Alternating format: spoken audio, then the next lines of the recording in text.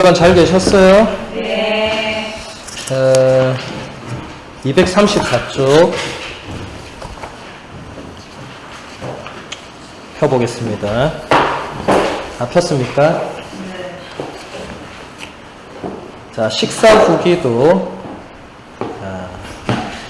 여러분 다 밥 먹고 왔죠? 네. 그래서 식사 후기도를 한번 같이 받쳐보도록 하겠습니다. 성부와 성자와 성령의 이름으로 네, 다 같이 합니다. 전능하신 하느님, 저희에게 베풀어 주신 모든 은혜에 감사하나이다. 아멘. 주님의 이름은 찬미를 받으소서.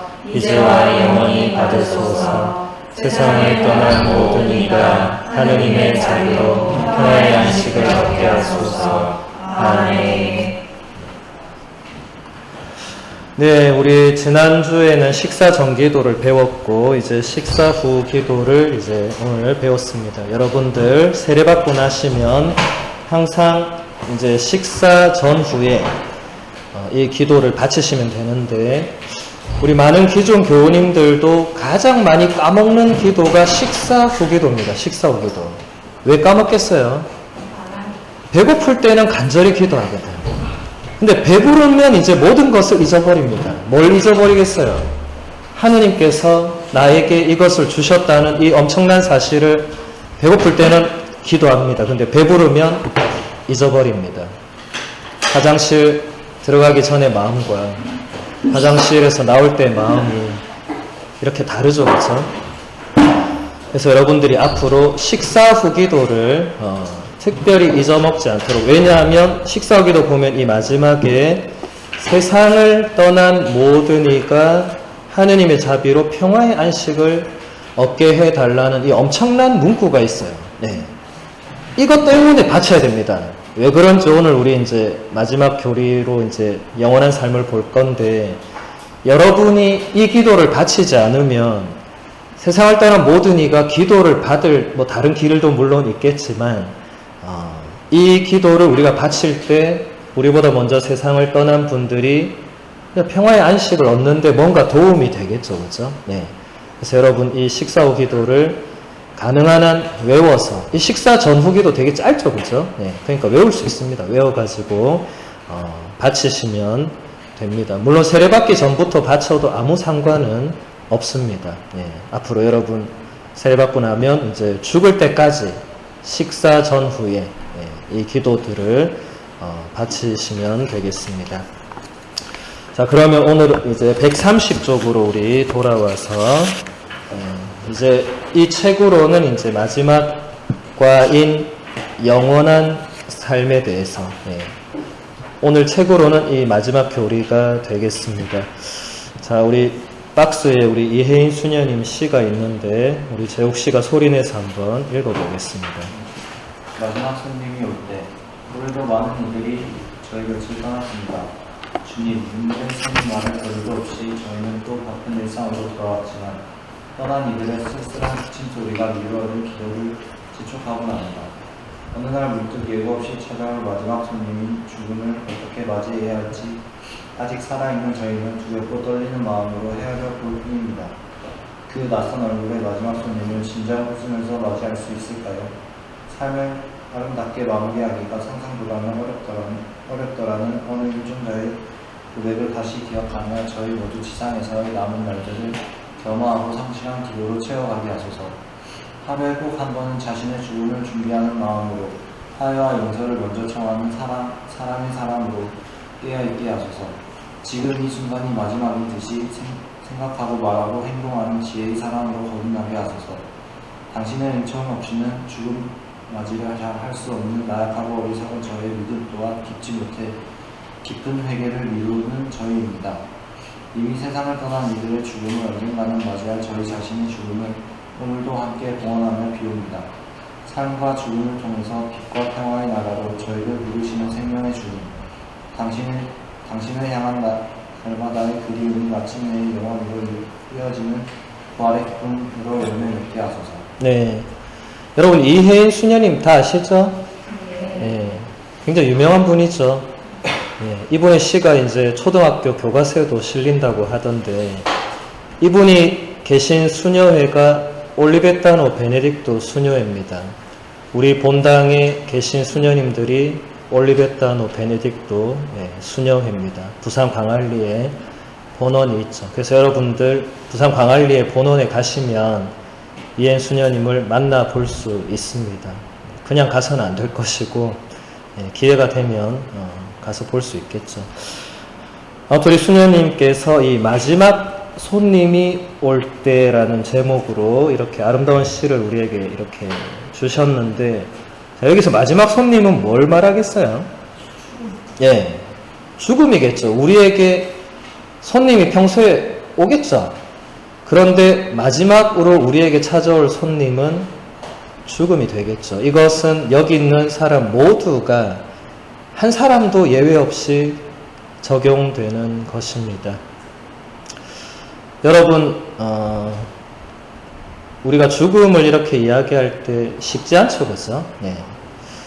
여러분은 이미 사랑하는 사람들을 떠나보낸 경험들을 대부분 다 가지고 있을 것입니다. 뭐 할아버지나 할머니, 혹은 아버지나 어머니, 혹은 친구, 혹은 뭐 친구의 어머니, 친구의 아버지, 여러 경우에 우리는 죽음을 경험하죠.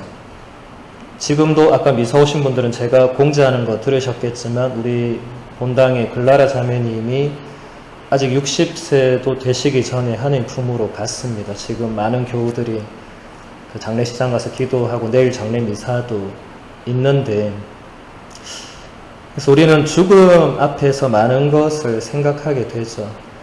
여러분들이 제가 굳이 말을 안 해도 죽음은 하나의 이별과도 비슷하죠. 예. 이제 더 이상 사랑하는 누군가를 더 이상 이렇게 직접적으로 볼 수가 없죠. 예. 그래서 굉장히 슬픈 일이고, 또 이 세상 사람들에게는 그게 마지막이 되겠죠. 그런데 우리 그리스도교 신앙은 그게 마지막이 아니라는 신앙을 담고 있는데, 오늘 그것을 이제 배워볼 것입니다. 자, 넘겨서 요한복음서 11장 우리 한번 펴보겠습니다. 요한복음서 11장. 신약의 네 번째 책이죠. 11장 17절에서 27절. 자, 찾았습니까? 제목이 뭐라고 나오죠? 예, 부활이며 생명이신 예수님. 자, 우리 승권 씨가 한번 소리내서 읽어보겠습니다. 부활이며 생명이신 예수님. 예수님께서 가서 보시니 라자로가 무덤에 묻힌 지 벌써 나흘이나 지나 있었다. 베타니아는 예루살렘에서 16스타디온쯤 되는 가까운 곳이어서 많은 유다인이 마르타와 마리아를 그 오빠 일 때문에 위로하러 와 있었다. 마르타는 예수님께서 오신다는 말을 듣고 그분을 맞으러 나가고, 마리아는 그냥 집에 앉아 있었다. 마르타가 예수님께 말하였다. 주님, 주님께서 여기에 계셨더라면 제 오빠가 죽지 않았을 것입니다. 그러나 하나님께서는 주님께서 청하시는 것은 무엇이나 들어주신다는 것을 저는 지금도 알고 있습니다. 예수님께서 마르타에게 내 오빠는 다시 살아날 것이다 하시니, 마르타가 마지막 날 구할 때 오빠도 다시 살아나리라는 것을 알고 있습니다 하였다. 그러자 예수님께서 그에게 이르셨다. 나는 부활이요 생명이다. 나를 믿는 사람은 죽더라도 살고, 또 살아서 나를 믿는 모든 사람은 영원히 죽지 않을 것이다. 너는 이것을 믿느냐? 마르타가 대답하였다. 예, 주님. 저는 주님께서 이 세상에 오시기로 되어 있는 메시아시며 하느님의 아드님이심을 믿습니다. 네. 지금 이 장면은 이 예수님이 마르타와 마리아, 또 그 오빠 라자로라는 이 가족이 있었는데 그 라자로가 죽게 되었어요. 그래서 예수님한테 이 가족이 예수님하고 좀 친했어요. 그래서 이제 누군가가 와서 그것을 알려줬어요. 그러니까 예수님이 이제 친한 사람이 죽었으니까 가봐야 될 거 아니에요. 갔는데 예수님이 좀 늦게 갔어요.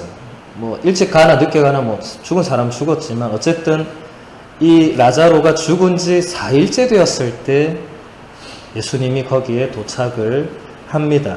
그래서 이때 마르타가 이제 예수님과 대화를 나누면서 예수님께서 마르타에게 이렇게 말하죠. 너의 오빠는 다시 살아날 것이다. 이렇게 얘기하니까 마르타 뭐라고 하죠? 마지막 날 부활 때에 오빠가 다시 살아나리라는 것을 알고 있다. 이렇게 얘기를 하니까 예수님이 나는 부활이요 생명이다. 나를 믿는 사람은 죽더라도 살고 또 살아서 나를 믿는 모든 사람은 영원히 죽지 않을 것인데 너는 이것을 믿느냐 하니까 마르타가 믿습니다 하고 이렇게 말하죠. 자, 38절로 넘어오면 라자로를 다시 살리시다 이렇게 되어 있죠. 38절부터 44절까지 우리 민정씨가 한번 읽어볼까요? 예수님께서는 다시 속이 북받치시어 무덤으로 오셨다. 무덤은 동굴인데 그 입구에 돌이 놓여있었다. 예수님께서 돌을 치워라 하시니 죽은 사람이 누이 마르타가 주님 죽은 지 나흘이나 되어 벌써 냄새가 납니다 하였다. 예수님께서 마르타에게 말씀하셨다. 내가 믿으면 하느님의 영광을 보리라고 내가 말하지 않았느냐. 그러자 사람들이 돌을 치웠다. 예수님께서는 하늘을 우러러보시며 말씀하셨다. 아버지 제 말씀을 들어주셨으니 아버지께 감사드립니다. 아버지께서 언제나 제 말씀을 들어주신다는 것을 저는 알고 있습니다. 그러나 이렇게 말씀드린 것은 여기 둘러선 분 중에 아버지께서 저를 보내셨다는 것을 믿게 하려는 것입니다. 예수님께서는 이렇게 말씀하시고 나서 큰 소리로 외치셨다. 라자로야 이리 나와라. 그러자 죽었던 이가 손과 발은 천으로 감기고 얼굴은 수건으로 감싸인 채 나왔다. 예수님께서 사람들에게 그를 풀어주어 걸어가게 하여라 하고 말씀하셨다. 예.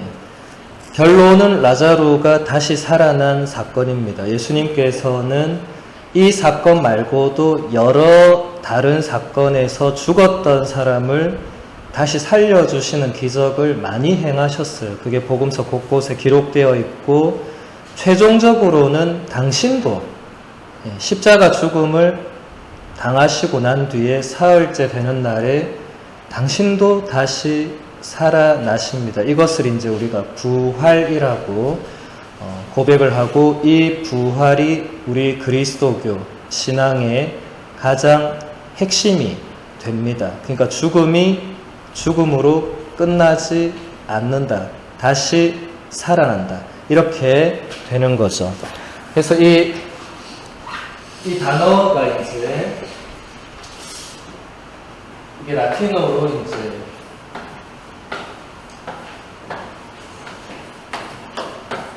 라틴어 뭐죠? 알파벳이 똑같을 테니까 레수렉지오 이렇게 된 단어를 우리가 이제 부활이라고 번역을 하는데 레 하면 다시 수렉주 하면 이게 이제 수르제레라는 라틴어 동사가 있어요. 수르제레. 이게 일으켜 세우다 이런 뜻입니다. 혹은 뭐 일어나다 뭐 자동사로도 될 수 있고. 근데 이제 수렉시오 하면 일으켜 세워지는 거겠죠. 그러니까 죽어있던 혹은 누워있던 사람을 다시 일으켜 세운 겁니다. 예수님도 죽어서 묻혀서 이제 어디 무덤에 누워 있었죠. 그런데 하느님께서 그 예수도 다시 일으켜 세웁니다. 예수님께서 죽은 사람을 살리실 때 살아나라 이렇게 잘 안 하고 일어나라 이렇게 많이 명령을 쓰시거든요. 일어나라. 그때 이 단어를 쓰십니다. 수르세 이렇게 하거든요. 하면 다시 일어나라. 이분이 이제 예수님은 아까 마르타에게 말했듯이 당신 자신이 부활이고 당신 자신이 생명이다. 다른 말로 하면 생명의 주인이다는 거야. 그러니까 내가 목숨을 도로 줄 수도 있고 뺏을 수도 있고 나도 죽었지만 다시 살아날 수 있고 그런 거죠. 네. 그러니까 이 다시 살아나는 이 부분이 이제 우리 신앙의 핵심이 됩니다. 그러니까 우리도 이 오늘 복음 금방 들었던 복음처럼 라자로처럼 우리도 죽음을 안 겪을 수는 없죠. 우리 모두도 죽음을 겪겠지만 하나님께서 또 예수님께서 우리를 다시 일으켜 세워주실 것이다 라는 희망을 또 그것을 우리의 믿음으로 우리가 굳게 믿고 있죠. 그게 어떻게 그렇게 되느냐, 지금 우리가 이제 복음서의 사건을 봤으니까 이것을 사도 바오로가 코린토 1서에서 설명을 해줍니다. 자, 코린토 1서 한번 펴볼까요? 네. 코린토 1서. 요한복음서 다음에 사도행전 있고 그 다음에 로마서 있고 그 다음에 코린토 1서가 있습니다. 코린토 1서 15장을 한번 펴보도록 하겠습니다. 자, 다 펴셨습니까? 자, 15장 전체를 우리가 다 읽기에는 너무 시간이 많이 걸릴 거고 12절 보이시죠? 자, 죽은 이들의 부활 보이죠? 네, 일단 우리 미정씨가 소리내서 한번 읽어보도록 하겠습니다. 그리스도께서 죽은 이들 가운데서 부활하셨다고 우리가 이렇게 선포하는데 여러분 가운데 어떤 사람들은 어째서 죽은 이들의 부활이 없다고 말합니까? 죽은 이들의 부활이 없다면 그리스도께서 부활하지 않으셨을 것입니다. 그리스도께서 부활하지 않으셨다면 우리의 복음 선포도 헛되고 여러분의 믿음도 헛됩니다. 우리는 또 하나님의 거짓 증인으로 드러날 것입니다. 죽은 이들이 정말로 부활하지 않는다면 하나님께서 그리스도를 부활하지 않으셨을 터인데도 하나님께서 그리스도를 부활하셨다고 우리가 하는 분을 거꾸로 증언하는 셈이기 때문입니다. 죽은 이들이 부활하지 않는다면 그리스도께서도 부활하지 않으셨을 것입니다. 그리스도께서 부활하지 않으셨다면 여러분의 믿음은 더럽고 여러분 자신은 아직도 여러분이 지은 죄 안에 있을 것입니다. 그리스도 안에서 정든 이들도 멸망하였을 것입니다. 우리가 현세만을 위하여 그리스도께 희망을 두고 있다면 우리는 모든 인간 가운데에서 가장 불쌍한 사람일 것입니다. 그러나 이제 그리스도께서는 죽은 이들 가운데서 부활하셨습니다. 죽은 이들의 만물이 되셨습니다. 죽음이 한 사람을 통하여 왔으므로 부활도 한 사람을 통하여 온 것입니다. 아담 안에서 모든 사람이 죽는 것과 같이 그리스도 안에서 모든 사람이 살아날 것입니다. 네. 지금 이까지 이렇게 내용을 쭉 보면 사도 바오로가 지금 뭘 설명하는 거죠? 죽은 이들이 부활할 수 있는 유일한 근거는 예수 그리스도가 되살아나셨기 때문에 나머지 우리들도 부활이 가능하다. 그리고 이걸 안 믿으면 아무 우리 신앙은 소용이 없다. 그리고 여기서 중요한 게 죽음이 한 사람을 통하여 왔다. 이게 우리 가톨릭 교회가 가르치는 굉장히 다른 일반적인 죽음 이해하고 다른 건데, 아담이라는 이 우리의 첫 조상이 이제 하느님의 뜻을 거슬러서 죄를 짓고, 우리는 이것을 원죄라고 배웠죠, 그죠? 그 원죄의 결과로 이제 죽음이 이 인간 안에 들어오게 되었다는 것이 우리 가톨릭 교회의 가르침이 굉장한 핵심입니다. 그런데 그것을 다시 극복하는 것이 예수라는 인물이 이제 그 죽음을 직접 겪고 부활함으로써 이제 우리도 원죄의 결과로는 다 죽고 끝나야 되지만 그게 끝이 아니라 다시 살아날 수가 있다는 거죠.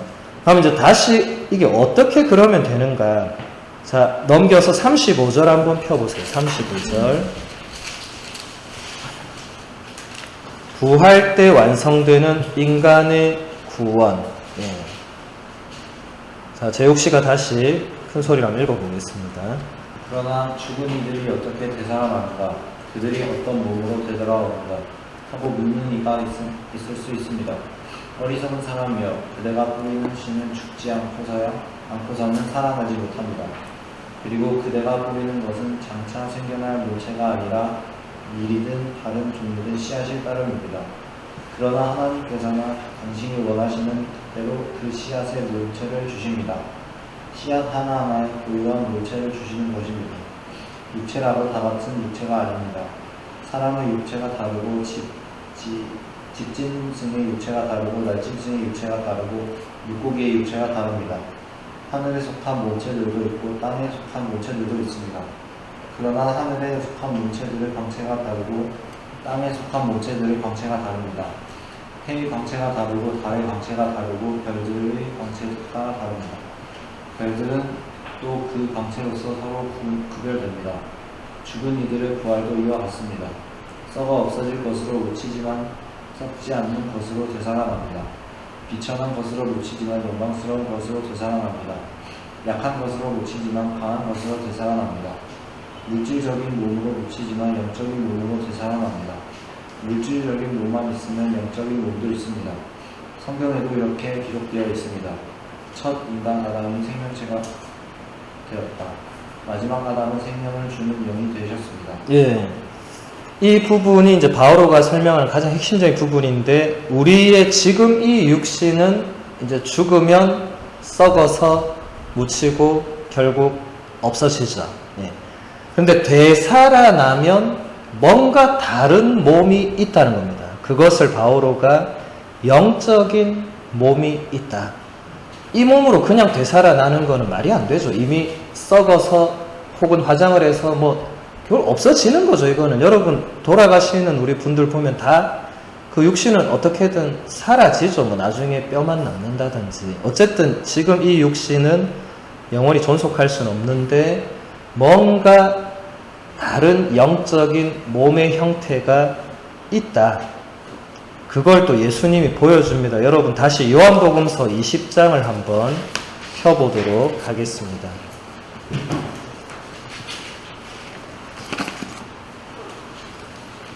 자, 찾았어요? 자, 제목이 뭡니까? 네, 부활하시다. 1절부터 10절까지 우리 승곤씨가 한번 읽어보겠습니다. 주간 첫날 이른 아침 아직도 어두울 때 마리아 막달레나가 무덤에 가서 보니 무덤을 막았던 돌이 치워져 있었다. 그래서 그 여자는 시몬 베드로와 예수님께서 사랑하신 다른 제자에게 달려가서 말하였다. 누가 주님을 무덤에서 꺼내갔습니다. 어디에 모셨는지 모르겠습니다. 베드로와 다른 제자는 밖으로 나와 무덤으로 갔다. 두 사람이 함께 달렸는데 다른 제자가 베드로보다 빨리 달려 무덤에 먼저 다다랐다. 그는 몸을 굽혀 암화포가 놓여있는 것을 보기는 하였지만 안으로 들어가지는 않았다.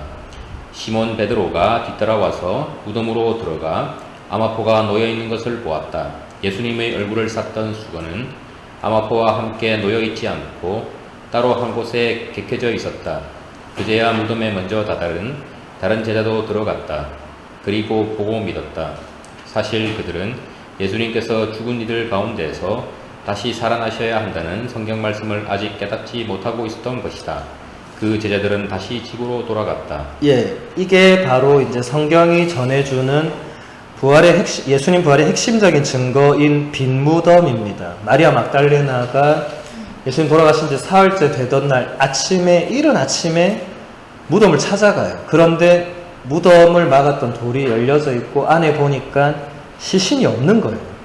이제 마리아 막달레나 놀라서 이제 다른 제자들한테 가서 다른 제자들 와서 보니까 진짜 없는 거예요. 그리고 예수님 시신을 쌌던 이 암화포, 이게 반듯하게 이렇게 개져 있는 거를 봅니다.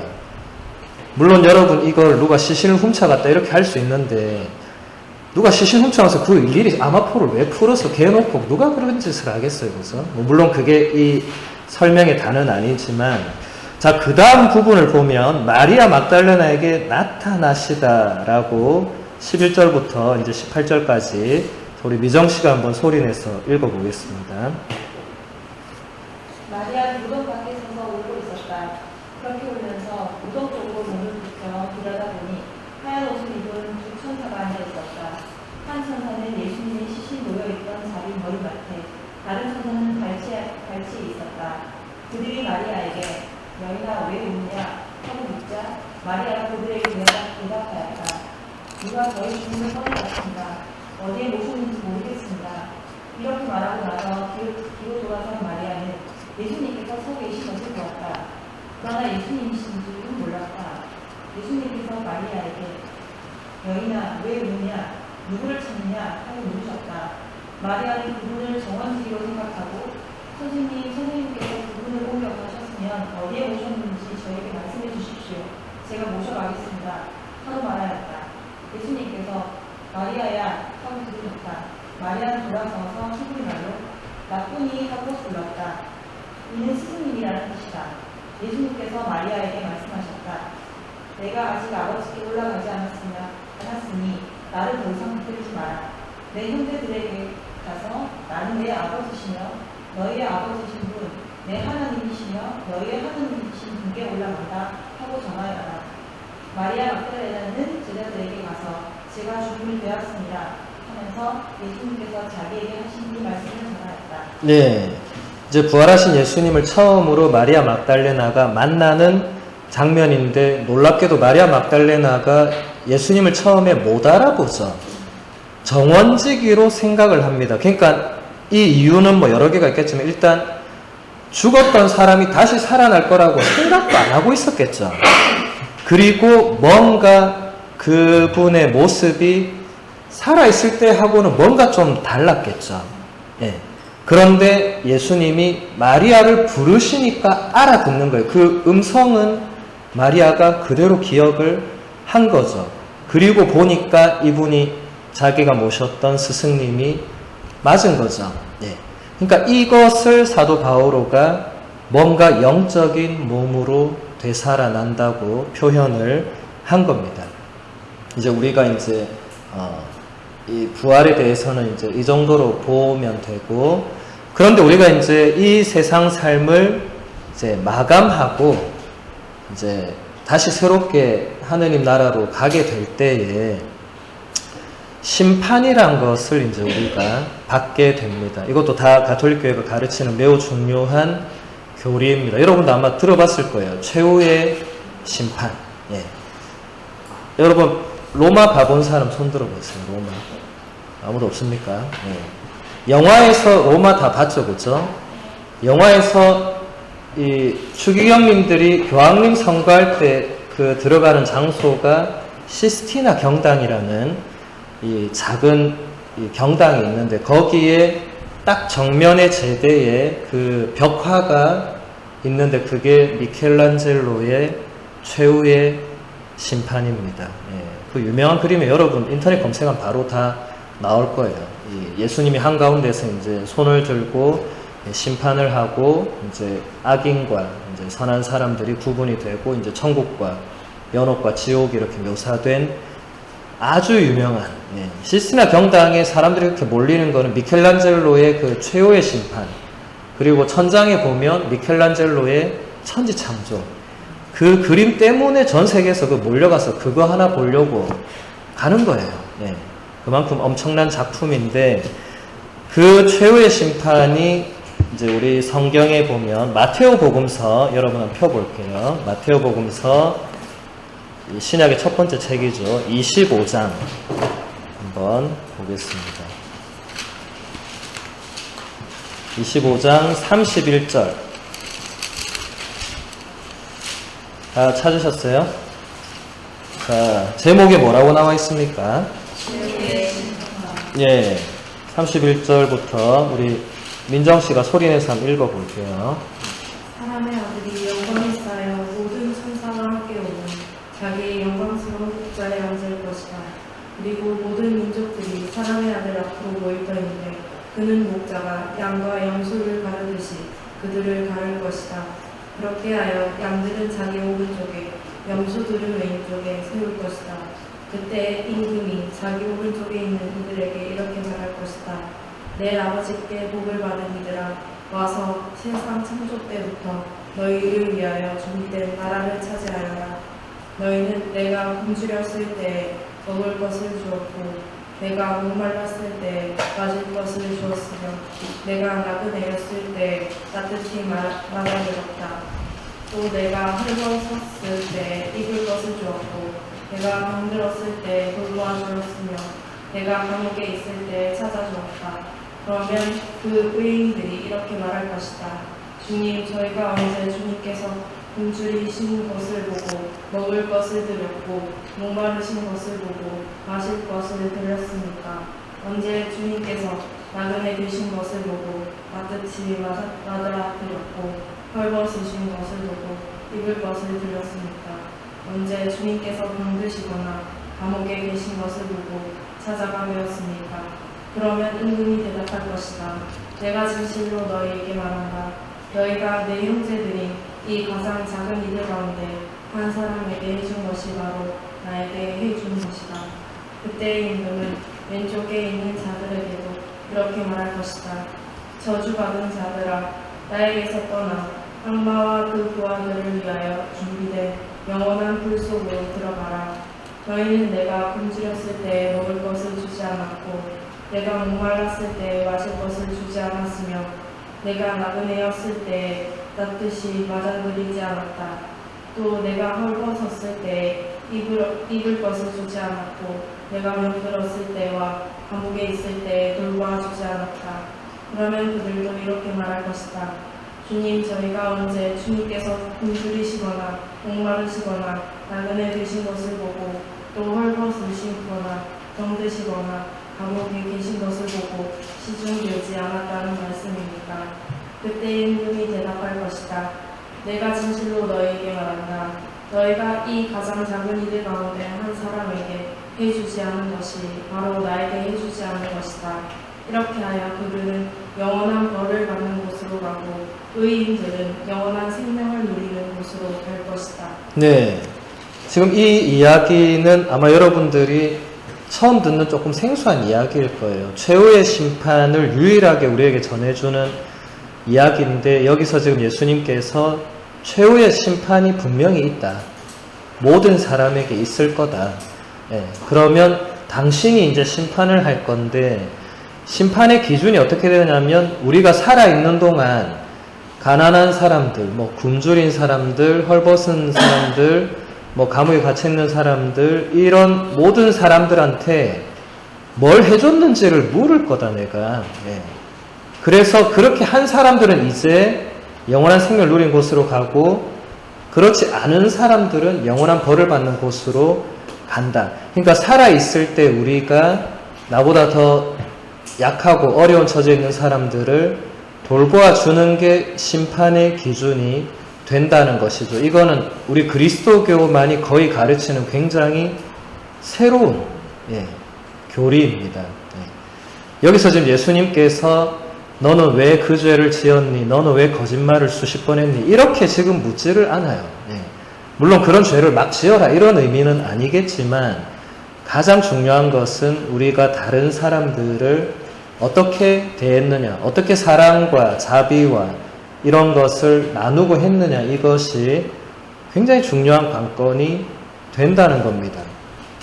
그리고 여기서 이제 나오는 게 영원한 벌을 받는 곳이 분명히 있고, 왜냐하면 예수님이 직접 말씀하셨기 때문에 이것은 우리가 부정할 수 없는 진리죠. 또 영원한 생명을 누리는 곳도 있다. 이것을 근거로 이제 우리 가톨릭 교회가 가르치는 이 세 가지의 우리 죽고 나서의 이 상태, 천국과 지옥과 이제 연옥이라는 이 세 가지를 우리 가톨릭 교회는 이제 가르칩니다. 그러니까 금방 예수님의 말씀에서 영원한 생명을 누리는 곳은 천국이 되겠죠. 그리고 영원한 벌을 받는 곳은 지옥이 되겠죠. 연옥은 뭔가? 여러분 단테의 신곡 읽어본 분 계세요? 거기 보면 연옥에 대해서 굉장히 상세하게 묘사를 하죠.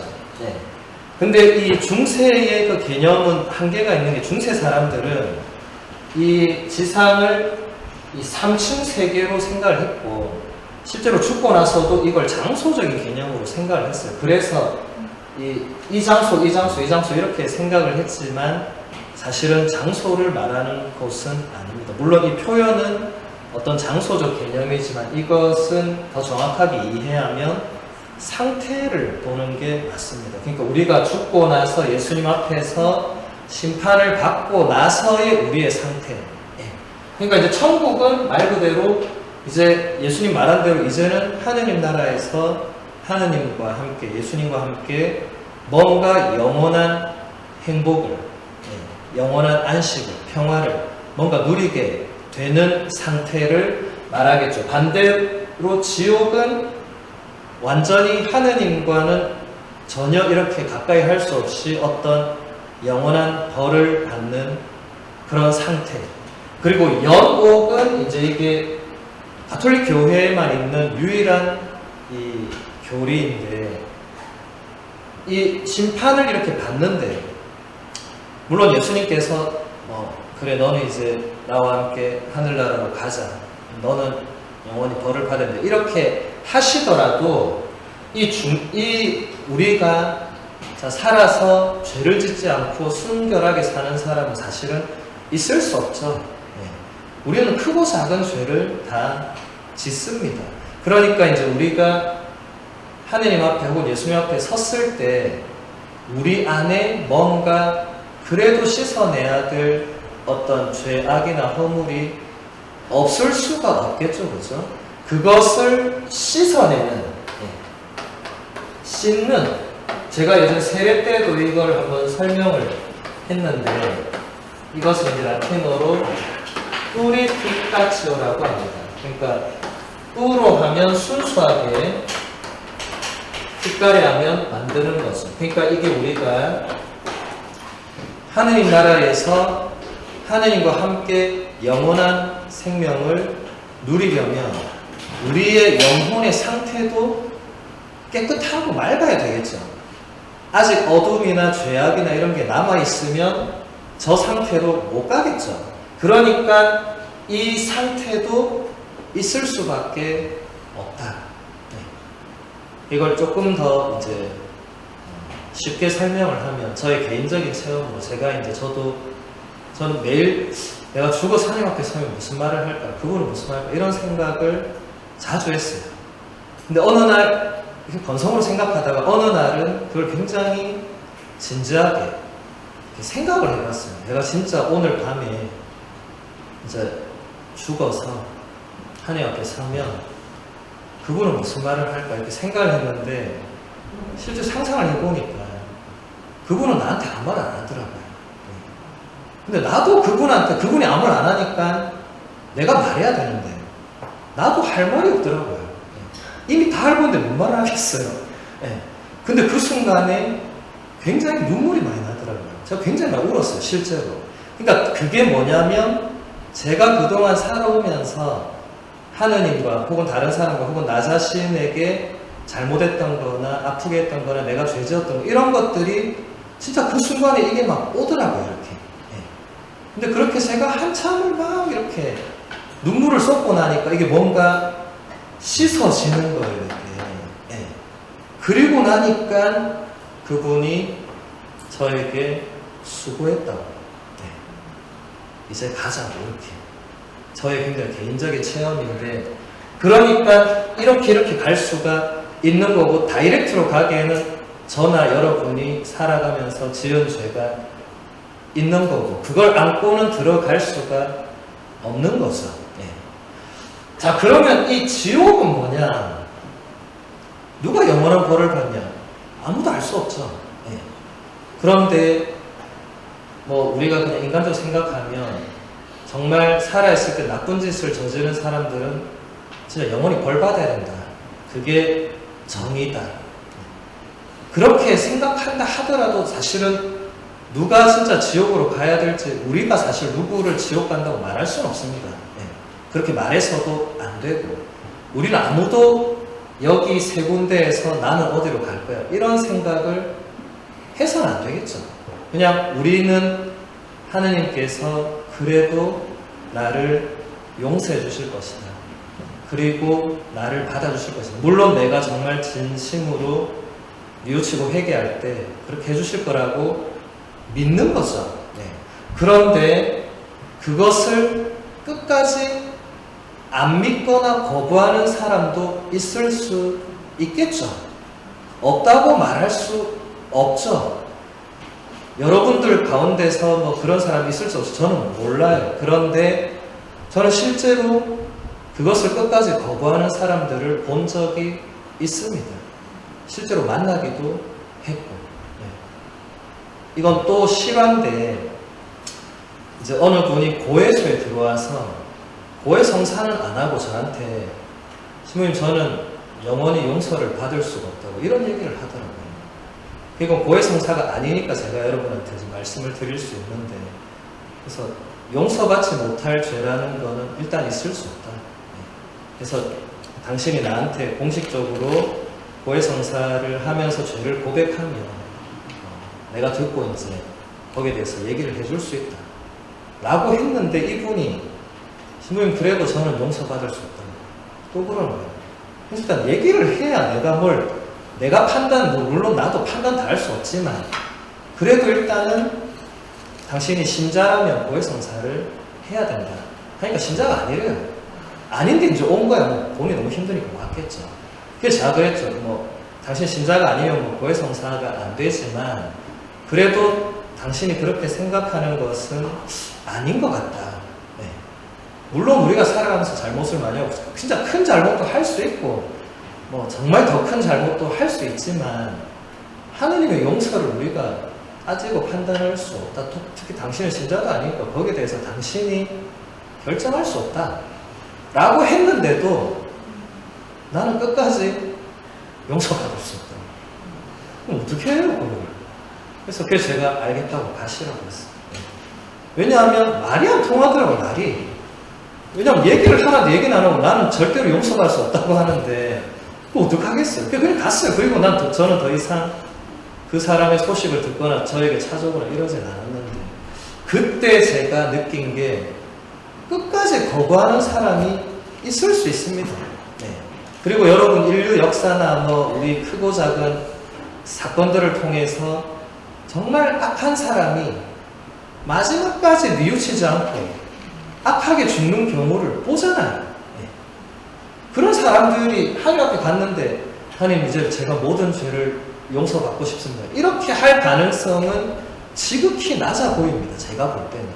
예를 들어서 우리 불과 100년 전에, 아주 불과 한 7, 80년 전에 나치의 히틀러가 정말 수많은 사람 막 죽였죠. 예. 그리고 이제 전쟁 끝나고 나치 대원들이 잡혀서 이제 재판을 받고 그들 죽을 때까지도 히틀러를 찬양하면서 죽었어요. 그래서 사람들이 경악을 했어요. 어떻게 저럴 수 있는가? 근데 그런 사람이 있는 거예요. 그거 어떻게 하겠어요? 그런 사람이 물론 지옥에 바로 간다고 우리가 말할 수는 없지만 적어도 제가 자신 있게 말할 수 있는 그 사람이 예수님 앞에 서서 예수님 이제는 저를 용서해 주십시오. 이렇게 할 가능성은 매우 낮습니다. 끝까지 거부할 수 있겠죠. 그 영원한 벌에 대한 세세한 것은 우리가 알 길이 없습니다. 물론 단테의 신곡을 보면 너무 상세하게 묘사해놔서 저도 어릴 때 읽으니까 끔찍해서 못 읽겠더라고요. 막 불이 계속 단계적으로 더 타고 막 더 나쁜 죄를 지으면 더 활활 타오른 불에 들어가고 막 고통스럽고 막 이런 것들이 상세하게 묘사되어 있죠. 근데 어떻게 될지는 알 길은 없지만 예수님께서 우리에게 오셔서 하나님의 사랑과 자비와 용서만 얘기하신 것은 절대로 아닙니다. 예수님은 항상 불붙는 지옥을 끊임없이 얘기했어요. 너희가 죄를 뉘우치지 않으면, 너희가 착하게 살지 않으면 너희도 나중에 그런 데로 갈 거라고. 그 어둠 속에서 울고 정말 근데 돌아올 수 없을 거라고. 예. 그런 말씀을 실제로 합니다. 예. 그러니까 그런 상태도 분명히 있습니다. 그리고 그런 상태로 이제 영원히 있는 사람도 있겠죠. 그것은 우리가 판단하거나 결정할 수 없지만 우리 가톨릭 교회는 이렇게 세 가지의 상태를 가르칩니다. 그리고 이제 아까 미사 오신 분들은 들으셨겠지만 제가 연도를 언제 하나 이렇게 했어요. 예. 연도, 연옥할 때서 연자는 같은 겁니다. 그러니까 연도는 연옥, 영혼을 위한 기도를 줄임말입니다. 그러니까 하늘나라에 있는 사람들, 이제 하느님과 함께 복을 누리고 있는 사람들, 또 교회가 성인 성녀를 인정한 사람들이 우리와 기도로 통하는 것을 제가 전에 성인들의 통공이라고 했죠. 그래서 성인들의 통공. 그러니까 하늘에 있는 그 사람들과 지상에 있는 우리가 기도로 서로 연결이 된다. 이것도 다른 종교에서는 찾아볼 수 없는 매우 우리 가톨릭 교회만의 이 특별한 교리입니다. 이것이 이제 예를 들면 여러분들의 할아버지나 뭐 아버지나 어머니가 이제 돌아가셔서 이제 하늘나라에 계신다고 우리가 믿고 우리가 아버지나 돌아가신 아버지나 할아버지 할머니를 위해서 기도할 때 또 그분들도 하늘에서 우리를 위해서 기도해 주신다는 이 믿음의 표현이 성인들의 통공이고, 그래서 제가 지난 시간에 특별히 성인들에게 전구할 수 있다. 네. 공식적으로 교회에서 성인, 성녀 품에 오른 분들에게는 우리가 그분들의 도움을 요청할 수 있다. 왜냐하면 그분들이 하늘나라에서 하나님과 함께 있다고 우리가 확신하기 때문에 그분들에게 도움을 요청해서 실제로 기적이 일어나는 경우가 있고, 그 기적을 보고 교회가 그를 성인 품에 혹은 성녀 품에 올립니다. 제가 마더 데레사 설명하면서 얘기했죠. 그렇죠?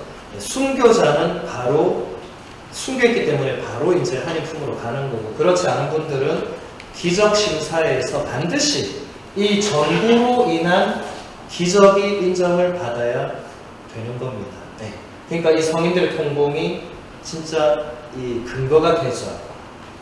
그런데 천국의 저 상태에 있지 않은 영혼들이 있겠죠. 아직까지 정화의 이 상태를 거치고 있는 영혼들이 있겠죠. 아까 우리 식사 기도에서 우리가 마지막에 뭐라고 했죠? 세상을 떠난 모든 이가 하느님의 자비로 평화의 안식을 얻게 해달라고 했는데, 이 상태에 있는 분들은 이미 평화의 안식을 얻고 있으니까 상관없겠죠. 그럼 그 기도 누굴 위한 겁니까? 이 상태에 있는 사람들이 평화의 안식을 얻으러 가야 되는데, 이제 우리가 기도를 해줘서 이분들이 그 기도의 힘을 받아서 이제 이 정화의 상태를 넘어서 갈 수 있겠죠. 이게 우리의 식사와 기도의 굉장한 믿음입니다. 이게. 예. 여기 있는 사람들은 이미 거부했고 영원히 거부할 것이기 때문에 해도 소용없겠죠. 이미 안 믿었는데 그거를 죽었다고 해서 믿는다 보장이 없죠. 그러니까 여기 있는 분들은 어떻게 될지 우리는 알 길은 없습니다. 근데 여기 있는 분들은 우리가 기도하면 가능하겠죠. 그래서 실제로 옛날 교리서는 어떻게 가르쳤냐면, 우리가 식사 후 기도를 한 번 할 때 연옥 영혼 한 명이 하늘나라로 올라간다고까지 가르쳤어요. 그래서 식사 후 기도를 반드시 하라고. 그럼 누군가는 우리의 그 기도를 간절히 기다리고 있다고.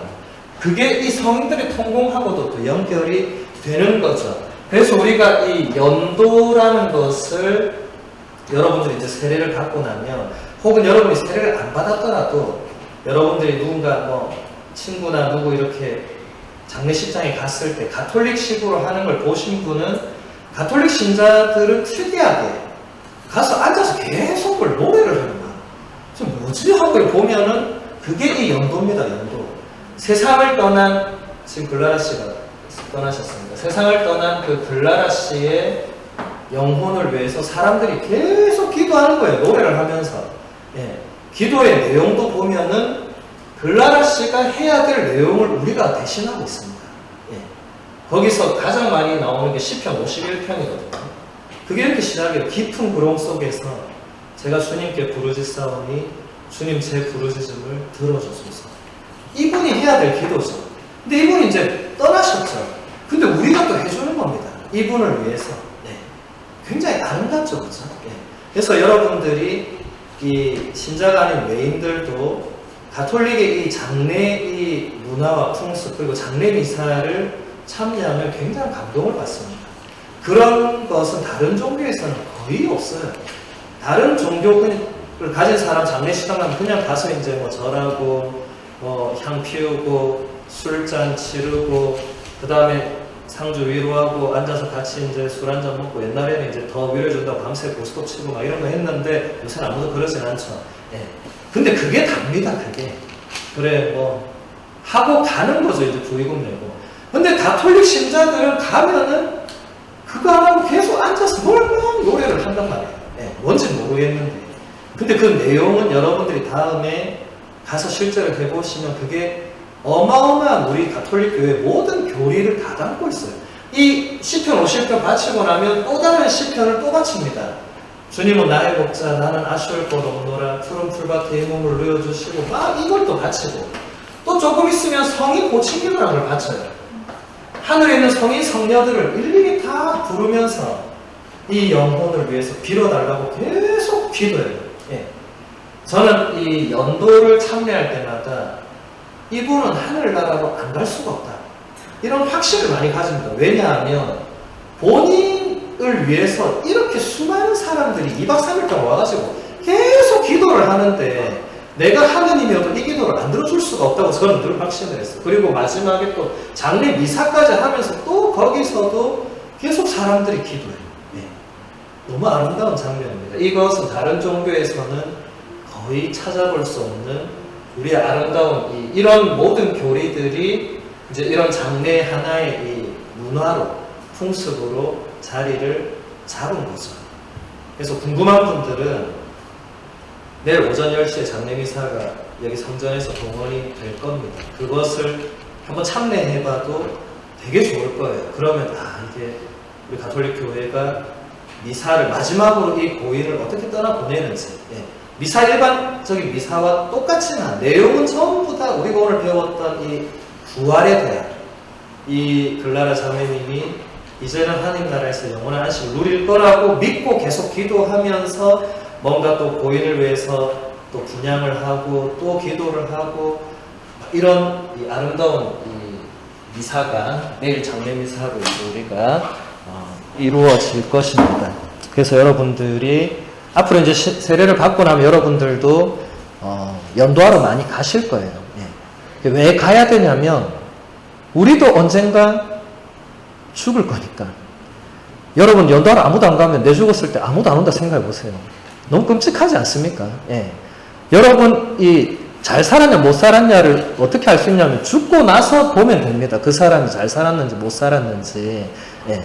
그런데 우리 가톨릭 교회는 너무 좋은 게 이 사람이 잘 살고 못 살고 우리는 몰라 잘. 모르지만 다 가서 기도하는 거예요. 이게 너무 아름다운 거예요. 예. 그 사람이 어떻게 살았는지 우리는 모릅니다. 그런데도 다 가서 그 사람을 위해서 기도해 주는 거예요. 세상에 이런 아름다운 이 문화는 잘 없을 거예요. 아는 사람한테 당연히 가죠. 아는 사람의 부모님 돌아가시면 당연히 우리가 갑니다. 근데 우리는 몰라도 저 다 가는 거예요. 제가 오늘 아까 연도 바치러 수녀님들하고 갔을 때도 진짜 많은 신자들이 거기서 이미 와 있었고 같이 또 연도를 바치고 이 상주와 이 유가족들을 위로하고 이런 모습들을 보면서 참 글라라 자매님은 참 행복하겠다. 이렇게 저도 그분을 살아생전 뵌 적이 없어요. 예. 없지만 우리 성당 교우니까 수녀님들하고 간 거야. 예. 가서 같이 기도하고 예. 또 상주 또 위로의 말씀도 드리고 같이 기도하자 하고 예. 너무 아름답죠, 그렇죠? 예. 그래서 여러분도 앞으로 이제 그런 장례가 나면 가서 같이 연도도 바치고 시간 되면 장례 미사도 같이 드리면서 이렇게 우리 가톨릭은 이렇게 고인을 하느님 품으로 떠나 보내는구나. 언젠가 그러면서 우리는 남의 죽음을 보면 반드시 나의 죽음도 생각하게 됩니다. 나도 언젠가 하나님 앞에 서게 될 건데 더 잘 살아야 되겠다. 더 착하게 살아야 되겠다. 더 부지런히 신앙생활 해야겠다. 이렇게 또 다짐을 하는 좋은 계기도 될 수가 있겠죠. 그래서 마지막으로 제가 지난번처럼 이렇게 하나 이거 가져왔는데 자, 양쪽으로 한 장씩 이렇게 보시면 지난 세기에 프랑스에서 가장 모든 프랑스 국민들에게 존경과 사랑을 받았던 피에르 신부님이라고 아베 피에르라는 인물이 있습니다. 혹시 들어보셨어요? 이분이 뭐 여러 가지 책을 많이 내셨는데 그 중에서 이제 단순한 기쁨이란 책이 이분의 가장 우리에게 많이 알려진 책입니다. 그래서 우리 시간이 없으니까 뒷면 한번 책을 펼치면 우리 재욱 씨 한번 소리내서 읽어볼까요? 사람들은 죽음과 관련해서 이별을 말한다. 남겨진 이들에게 죽음이 이별로 경험된다면 죽은 자들에게는 그렇지 않다. 그에게 죽음이란 모든 상상을 뛰어넘는 환상적인 만남이 주는 눈부신 순간이다. 하느님과 천사들과 이 땅에 살았던 무수한 사람들과의 만남. 그렇다. 죽음은 우리네 삶에서 황홀한 순간일 수 있다. 점점 나이를 먹어갈수록 그것도 그다지 나쁘지 않게 여겨지기 시작한다. 이 생에는 두 가지 근본적인 것이 있다고 확신하게 된다. 절대로 망쳐서는 안 되는 그 두 가지 일은 사랑하는 것과 죽는 것이다. 더구나 이 두 문제는 밀접하게 연관되어 있다. 죽음은 시간의 암흑으로부터 벗어나는 것에 가름합니다. 암흑에서 빠져나와 빛 속으로 들어갈 때 우리는 삶에서 스스로 만들어온 자신의 모습을 보게 된다. 나는 타인과 공감하는 자인가 아니면 홀로 만족하는 자인가. 인간에 대한 근본적인 구분은 신자와 비신자 사이에 있는 것이 아니다.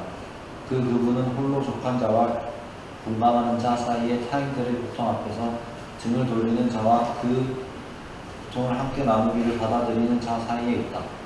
어떤 신자들은 홀로 족한 자들이며 어떤 비신자들은 공감하는 자들이다. 타인은 지옥이다라고 사르트르는 썼다. 나는 마음속으로 그 반대라고 확신한다. 타인들과 단절된 자기 자신이야말로 지옥이다. 너는 홀로 족하기를 원하며 살아왔다. 그러니 홀로 족하거라. 그와 반대로 천국은 무한한 공감을 이루어지는 곳이다. 그것은 하느님의 빛에 에워싸인 채 나누고 교환하는 데서 오는 기쁨이다. 영원한 생명은 죽음 뒤에 시작되는 것이 아니다. 그것은 우리가 타인들의 기쁨과 고통을 함께 공감할 것인가 아니면 자기 자신의 만족한 채 매일매일 살아갈 것인가를 선택함으로써 지금 이 순간 바로 현재의 삶에서 시작되는 것이다. 하느님께서는 우리를 심판할 일이 없을 것이다. 우리 각자가 만든 자기 자신의 모습, 즉 홀로 족한 자인가 아니면 공감하는 자인가를 보게 되는 광명의 순간이 바로 심판이 될 것이다. 인간은 자기 자신의 심판관이면 앞으로도 그러할 것이다. 그리스도께서는 말하신다. 빛이 세상에 왔지만 사람들은 자기들의 행실이 악하여 빛보다 어둠을 더 사랑하게 됐다. 이것이 벌써 죄인으로 판결받았다는 것을 말해준다. 우리의 행적, 다시 말해 우리의 행위가 우리 자신의 심판관이다. 왜냐하면 말이나 상상이 아니라 우리가 행하는 것이 바로 우리의 모습이기 때문이다. 삶에 대해 몽상하지 말자. 삶을 만들어가자. 공허한 말에 만족하지 말고 사랑하자. 그리하여 시간의 여름에서 빠져나갈 때 모두 사랑의 원천에 달아서는 우리의 마음은 타는 듯 뜨거우리라. 네. 피에르 신부님이 오늘 우리가 배운 것을 굉장히 잘 요약해서 설명해서 풀어주고 계시죠. 그죠? 우리가 이제 정말 죽고 나면 이 시간의 암흑, 이 시간과 공간에서 우리가 이제 벗어나서 뭔가 영원한 기쁨, 영원한 생명, 하느님과 함께 뭔가 영원한 그걸 누리러 가는데 여기서 중요한 것은 다른 사람과 함께냐 아니면 나 혼자 그냥 그렇게 사느냐. 아까 최후의 심판하고도 똑같죠. 다른 사람에게 어떻게 했느냐 안 했느냐가 기준이 된다고 했죠. 네가 개인적으로 윤리적으로 무슨 죄를 지었느냐 안 지었느냐가 그렇게 중요한 것이 아니라, 물론 그렇다고 소홀해야 되지도 않겠지만 가장 중요한 것은 우리가 다른 사람들과 함께 이 영원한 복을 누릴 수 있고, 그것을 위해서 우리가 지상에서부터 뭔가 우리 삶으로, 행동으로 그것을 살아내야 된다는 거죠. 이렇게 뭐 단편만으로 이렇게 읽어서는 여러분이 이해하기가 어렵고, 다음에 이 책을 여러분들이 처음부터 끝까지 한번 쭉 읽어보시면 정말 이 그리스도교라는 것이 어떤 것이고 이분이 어떤 정신으로 그걸 추구하면서 살아왔고 이런 것을 잘 볼 수가 있겠습니다. 그래서 우리는 이제